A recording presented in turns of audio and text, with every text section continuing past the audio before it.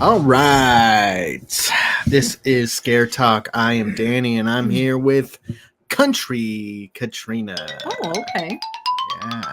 We're going to. Genre of music. Yes, it's a genre of music. It's all I could think about. All right. So we are here without Joel. Again, Joel, we miss you. I feel like we haven't done one together, the three of us. Yeah, trio. I mean, we did The Shining, but I don't know. Me and Joel did Alien and Aliens without you. Now we're doing this without you. We did an interview without you, Joel. So, anyways, we're gonna talk about Trap, M. Night Shyamalan's latest. Yeah, we are. Before we get into it, like and subscribe to whatever you're listening or watching. At least on YouTube, I've noticed that most of the people that listen to us are not even subscribed. So, or watch us. Oh my gosh, guys. So yeah, we know that you want to watch, just subscribe and it'll be easier for you to find what we're posting. So yeah, because we're trying to post more and more, and we're going to have some like kind of cool stuff coming up. So you're definitely going to want to be subscribed so you don't miss those things. Yeah. Because it's going to be more than just our regular reviews. We're going to have some interviews coming up. Even going to be on a live coming up. So you're going to want to see those, trying out some new things. And yeah, it's exciting times. You got to be there, man. We got some big movies coming out for Halloween. Oh my gosh. There's so many movies this year. It's ridiculous. So, all right, let's get into Trap. So can you tell us who's a part of it? Yeah, I'll tell you who's a part of it since Joel's not here. We've got Josh Hartnett. Yes. Which I have heard from a lot of people that they're so excited to see him in a movie in a leading role. Yeah. So I know that was a big excitement for people. Yeah. He is in The Faculty. Yes. We need to review that one. Yeah, we do. Yeah, it's a good one. Yeah. He's in Black Hawk Down. Mm-hmm. And he's in 30 Days of Night. Yeah, we did review that one. We did. I think that was one of our Scare Miss ones, right? Yep. Yeah. Okay. And then we've got Ariel Donahue. Mm-hmm. She is his daughter, Riley. In the movie. She has been in Blueback from 2022. It looks like it's a movie about a whale. That's what I was going to ask. Yeah. Tough. Okay. And High Life. All right. And then we've got Selika. I don't know if that's how you say it. Selika or Celica. Okay. Shyamalan. Yeah. She is an actress and composer. Mm-hmm. She is the gal in the show in the movie who's doing the concert. Yeah, Lady Raven. And I will tell you, she is a good musician. Yeah, she's a good performer. I'm excited to talk about that. Some good stuff. Yeah. So here's the thing. She's also known for Signs. She was in Signs? It says artwork. Oh, interesting. So she would have been little. Yeah. Then what kind of artwork did she do? Interesting. Like, was it her artwork on like the bedroom wall? Like, I think there were like pictures on the wall and at some point. Interesting. I didn't know you get credit for that. I'm not sure. It just says artworks. Okay. And then old. Okay. Performer. Oh, maybe she was I'm guessing she was like one of the performers when they were welcomed to the hotel resort. Yeah. Okay. I'm guessing that's what that means. And then it says servant, also performer. So it seems like she's been in these things, well, those two, as like maybe there's like this music performance going on in the background. And what would be cool is to go back and watch those and see if there's some of Lady Raven's songs. Yeah. She's So, M. Night Shyamalan's daughter. yes. I don't think we mentioned that.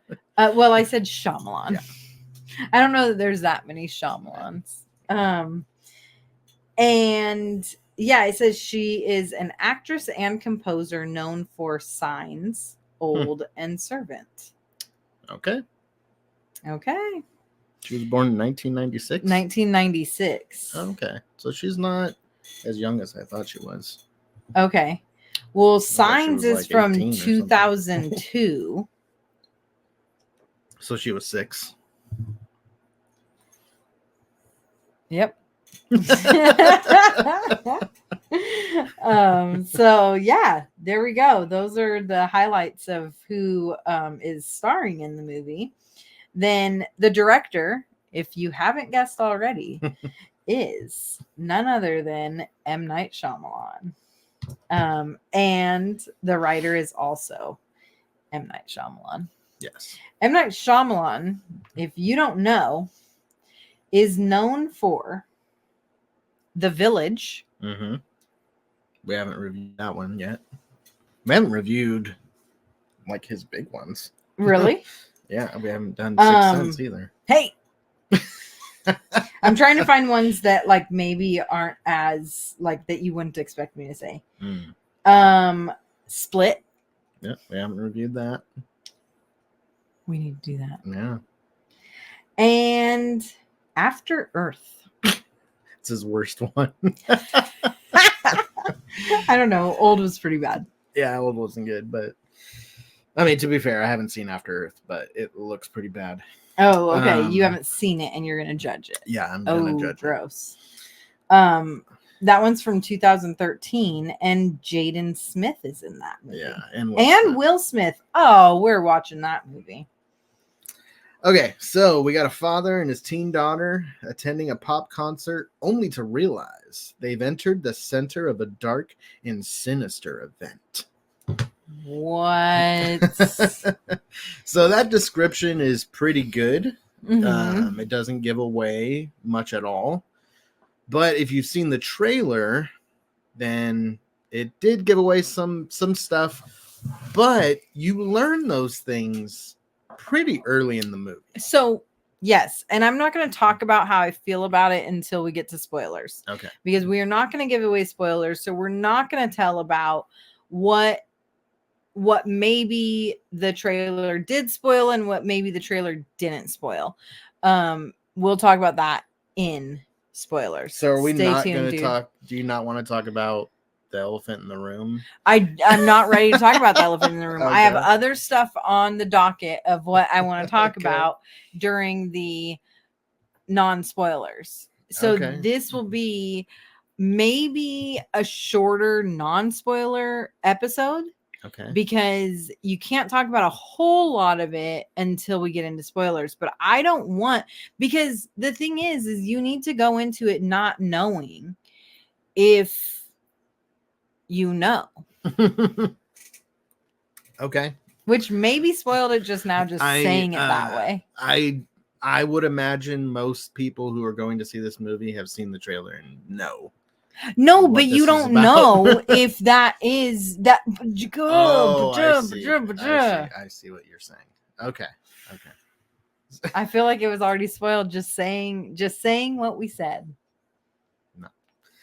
No. Okay, so I gotcha. We will steer away from that stuff. Yeah. So I mean, we can say what the trailer said.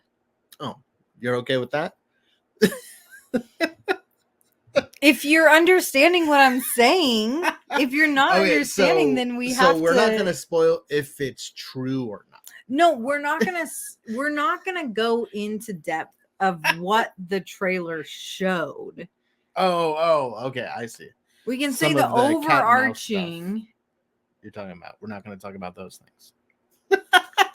I mean, come on, it's in the trailer. Okay. What we can say about the trailer is that the trailer showed us Yes. that this, what did it say? What was the like quote of sinister event? This sinister event is that there is this serial killer out there that they are looking for, and they found out is going to be at the concert. Okay. That's where we can keep it. Okay. All right. That's all right. it. So now let's actually talk about the movie. So Whoa. Let's talk about what people thought of the movie. Man, first. this is taking a while to get to the actual review. Hey. We got 10 minutes in. We're losing people. We are not losing people. We are gaining people by this interesting discussion. Okay. What do we got on Rotten Tomatoes? Okay. Dude, Rotten Tomatoes gave this, the tomato meter gave it a rotten tomato. They gave it a 53%. Okay. Yeah, I've seen a lot of negative reviews for this one. That's what I keep hearing. Yeah. And then, but the audience score gave it a 65. Okay. Even that's not very high. Not very high, but better. And definitely better. And fresher. Not much better. Okay. But, and then IMDb has it at a 6.2. Okay. Google 2.9. That's about right. That's almost 60%. So that kind of tracks with the other ones. Okay, so as you can see, people are torn on this one. I've seen a lot of negative, but I've also seen like favorite movie of the year. Yeah. So, so Google has it as like ones or fives. Yeah. Yeah, not much in between. Yeah. Okay, so this is one of those. Yeah. So, love it or hate it. Yeah. So we would recommend to go check it out. Absolutely. And see for yourself what you think. So right off the bat, I'll say I am a big Josh Hartnett fan. I think he's really good, especially in horror films. He has, like, in his younger days, he has like charisma. Like the faculty, he's like the cool guy at the high school. He was also in Halloween H2O, where he was the Laurie's son. And so I've always liked him, and I was super excited to see him in a new movie, and I think he did really, really good. He had to play a complex role, I would say, and he was given a lot of quirky stuff to do. Well, that's the thing. But I enjoyed it. I thought that stuff was fun. I think that's why he does good with horror, because he's good at pulling off this quirky, uncomfortable, like awkward, like personality, and like, are you acting? Are you just like really bad at this, or is this like what you're supposed to be? You know. Now, M. Night has a reputation with this, with some of his other films, where the dialogue is kind of off, the acting is a little weird, and it seems to be intentional, I think. Oh, I think that M. Night Shyamalan is possibly a socially awkward person. Okay, I can see that. I think that maybe sometimes he has a miss for how humans interact with each other. Okay. And I think that's what makes him so brilliant in the way that he is able to portray films. Yeah. And I think sometimes it works and sometimes it doesn't. Yeah. Like Old had that weird dialogue, had that, like, those weird events and stuff, and it just didn't work. For this one, I think it does. Yeah. I think it's entertaining. I think it keeps you kind of invested. I think it keeps you like, why is he acting like that? Why is this person talking like this? Why, what's going on? So it keeps you, and it keeps you questioning yourself. Yeah. Like, it keeps you questioning, like, am I getting this right? Am I understanding what's happening here? Yeah. And And I think that that's important for this film, because part of what I think is such the most amazing part of this film, and the most valuable part, and what helps me keep this film up high, is the feel that you get in the movie. Yeah. You are in it. Like, I felt like I was at a concert. I was like excited when the other act was coming out, and excited for the girl, and just like, oh my gosh, you know, feeling the music, like, just so I felt like I was there, and just like looking over when things were happening. And then with his character, I'm like feeling like worried and anxious, and like, oh my gosh, you know, what is happening next, and who's looking where, and you know, like, what's going on. I'm feeling it from his dad point of view, and I'm feeling it from like the full character point of view. And so, I felt like he did that a good is job the best with playing dad, and then while this other stuff is happening, trying to not get his daughter too anxious about anything. Yeah. And still trying to be the cool dad who brought her to this, you know, and she was so believable. She seemed like this little girl who was just in heaven, going to see her favorite singer in concert. And like, when they talk about the conflict that she's having, and when, you know, like, all the feelings, all the feel that you're supposed to get in the movie, I feel like it really came across. Like, I think M. Night did such a good job at really, really helping the audience to feel the movie. Yeah, I would agree with that. There are definitely some twists and turns. I wouldn't say it's a big twist ending or something, you know, I wouldn't say that, but I did enjoy the ride that the movie took you on, that I didn't know what was coming. You know, I was like, okay, I kind of could predict some stuff that might happen, but I wasn't like, okay, this is obvious. You know, I know what's going to happen. There were like 3 times when the movie could have ended. And I thought it did. And then it's like, oh, not yet. So I like the way it keeps you guessing. Like, okay, what's going to happen now? Like, I don't know where we're at anymore. Like, where's this going to go? Well, and I think that the thing that is hard for M. Night is he's so known for the twist. Yeah. And so I think that so many people go into an M. Night movie waiting for this like crazy twist.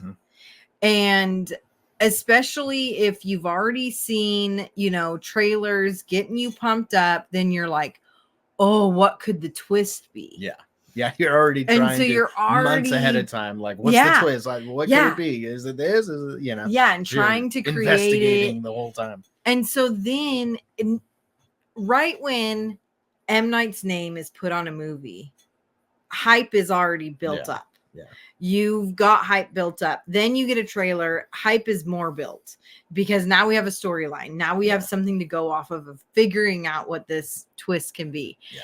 And if he doesn't have this huge twist and is done more in this style where it is twists and turns instead of like one big final twist, then I think that's where a lot of those ones come in play. Yeah, I could see that. Is like, oh, I had all these high expectations. I had all these hopes for, oh, what if it's this twist? What if it's that? And it didn't have that big thing. But I'll say, like, one of my favorite like mystery authors,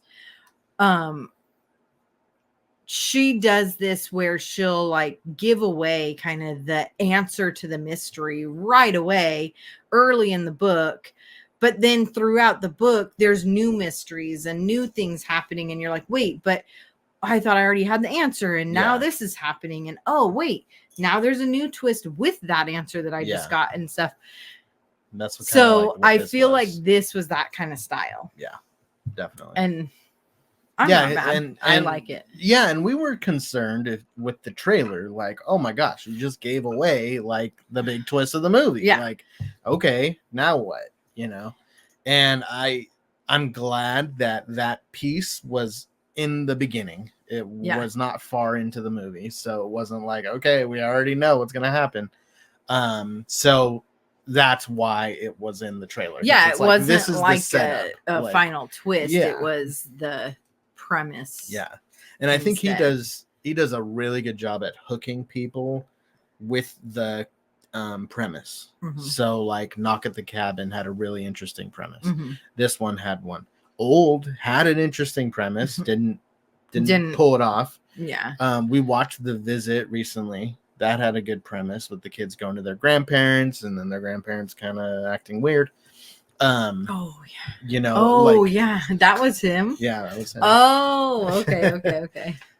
So he's got these like great original ideas. Yes. And you always know when you're going to his movie, there's going to be, it's a event, it's like there's going to be a lot of swings taken to, make a big movie. Sometimes they don't land, and it just depends on who you are, if you're going to enjoy it or not. And he's such a divisive director. So many people love like his original like 3 movies. I think that's universally loved. Unbreakable, Signs, and Sixth Sense. Those are like huge, big hits. And everybody's been kind of hit or miss with him since. So Unbreakable is part of the Split and Glass, right? Yeah. Okay. Yeah. Unbreakable is not a horror film. Okay. Split, I would say, is, and then Glass is not. Okay. Yeah. Okay. So it takes place in the same universe. Yeah. And but they're different genres. Okay. Unbreakables and Glass are almost like dark superhero movies. So anyways, he's a really interesting director. I'm always gonna want to see whatever he makes, because I want to see, okay, what's he doing this time? What's this gonna be? Is there gonna be a big twist? Is it gonna be kind of quirky and weird? And something I noticed that he does is he frames people right in the center of the screen. Huh. When they're talking, it's like their face right there. They're not like on the screen together talking to each other. It's the individual's face. I don't know. So many times it was like this huge face on the screen talking. And so something I've noticed where he does that. It's almost like they're talking to you. Yeah. Maybe that's how you get that feel. Yeah. Yeah. Interesting. I didn't notice that. Yeah. It's like they're talking to the audience. Huh. So I don't know. It's interesting. He's an interesting guy. Yeah. Yeah. And he's in this movie, which was really cool. Yes. So I mean, that's a little bit of a spoiler, but and super cool that his daughter was in this and like a big like starring role in this. Yeah. So a lot of people have had issue with that, where it's like this nepotism, where it's like, okay, so we're the ones that are trapped. We're trapped into this movie so that you can promote your daughter's singing career. You're not trapped. You bought the ticket. I know. But it's like setting up a trap for you. Like, oh, buy my ticket. Look at this cool movie. Oh, really? It's just a music video for my daughter. That's what some people have said. Okay, I watch think the it's trailer. really, you can see that that's what it's going to be. I think it was really important, all the stuff that she was doing on stage and the musical numbers and stuff, because it like puts you in different moods. Oh my gosh, throughout. It got you so much in that feeling. And the thing is Danny and I are big concert goers. Yeah. We love to go to concerts. We love music. And so, and I personally am like, love all the genres. Like I just love music. And I feel like this really gave you that concert going feeling. It really did. And it's becoming very popular for like when like like the Eras tour came out on in theater, and then the Pink tour now is in theater. Oh, okay. And so it's becoming more Metallica popular. Had their yeah in theater. Yeah. And then like it's becoming more popular to have concert tours in theater. Yeah. But it's also becoming more and more popular. You're seeing more and more of the like musicians music or movies, you know, like about their life and whatever. And so I feel like it's really like, you know, pulling on like a cultural trend that we have going on. Sure. And putting it to his own. Yeah.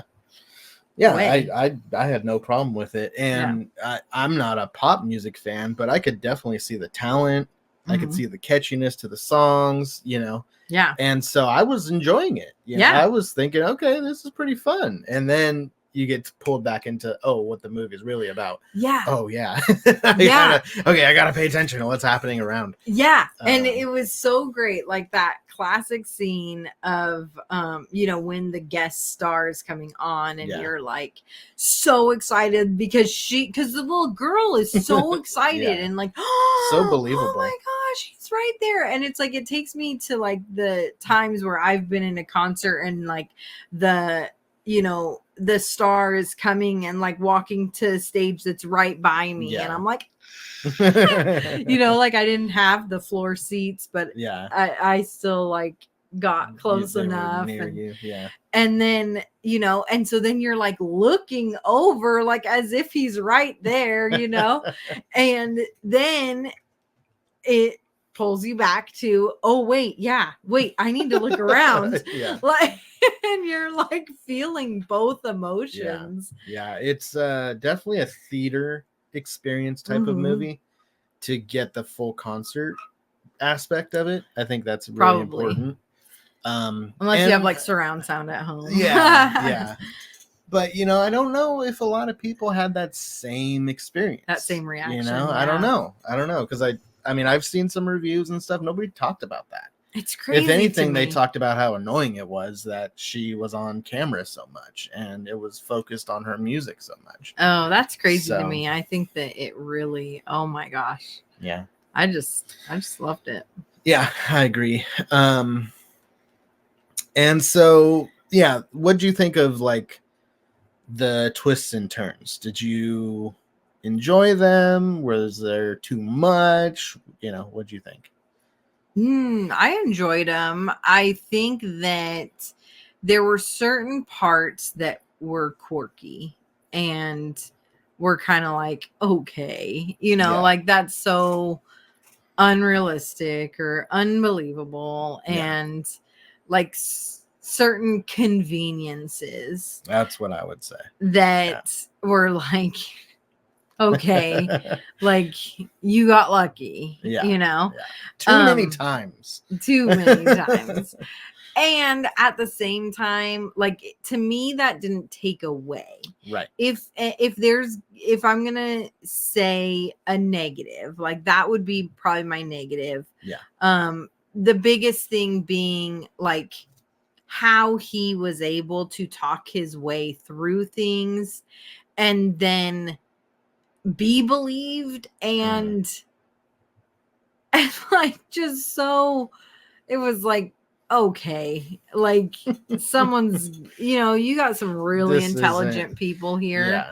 This isn't how people would respond. Yes, exactly. In real life to some of the events. And and that would be my negative too. Yeah. But I almost found it funny and entertaining. Yeah. That it was so ridiculous. Yeah. You know? Because it's supposed to be a serious movie. It's supposed to be grounded in real life. But the way that the characters act and stuff, it almost makes it like not real life. And you're just kind of there for the ride, for the entertainment value of it. Yeah. You know, so I wasn't watching it thinking like, oh, this is a super serious movie. Yeah. You know, right off the bat, it's like, okay, the dad going and he's like all jolly and like, he's like, oh, I got to tie my shoes. And, you know, it's like things like that. They already put you in this like happy mood. You know, yeah, I there were tense parts for sure, yeah. but they were so unbelievable that it was just fun. Mm-hmm. You know, so I would say that those are negatives because it does get very serious toward the end. Yeah. And there are some conveniences and contrived moments Yeah. that it's like, okay, now you're trying to take yourself seriously. Now it's like, okay, I can't buy some of this stuff. Yeah. But for the first half of the movie, I was able to buy it because it was just fun. Yeah. Yeah. So I'd And say I've the seen second some half people feel like, okay, if it was just the first half of the movie, I would have liked it. Yeah. It was the second half that lost And that's me, where all the twists and turns are. Yeah. Is the second half Yeah. mostly. And it was only one thing that kind of was like, really, that's the direction you went? I was surprised and caught off guard. Mm-hmm. I know what you're talking about. Yeah. But I appreciated it in the end. I feel like it was kind of validated as to like why it went that route. Mm-hmm. Well, if it doesn't and we'll go talk that about route, then we don't get all the stuff. rest of the stuff. But also, So I that's where feel it's like there contrived. was a good explanation, and I'll talk about that in the spoilers because you kind of have to decide that you're gonna accept that explanation. Yeah. So we'll talk about that in spoilers. Okay. Well, I think we're ready for a grade. Mm-hmm. What do you want to grade it? I'm gonna give it I keep grading things super high, but I'm telling you, I love this movie. I'm excited to buy it. I'm excited to watch it multiple times. We went with our daughter. Yeah, she loved it. And she loved it. And I could see this being a movie that her and I watch over and over again. So I'm gonna give this 92. Okay. Yeah, that's a good point. I think teenage girls can really, really like this movie. Yeah, and I was like thinking about it when I was pulling up the reviews. It is a PG-13 movie. It is. And so I think this is a movie that I think was a really good idea to put as a PG-13. Yeah, it's not missing anything. Like you're not missing an R rating here. No, you don't need that. And I think it helps because it is definitely like for kind of that younger teenage, even preteen, tween ages. And it's not like tarot or like those like teen horror films that are like lame, this stupid.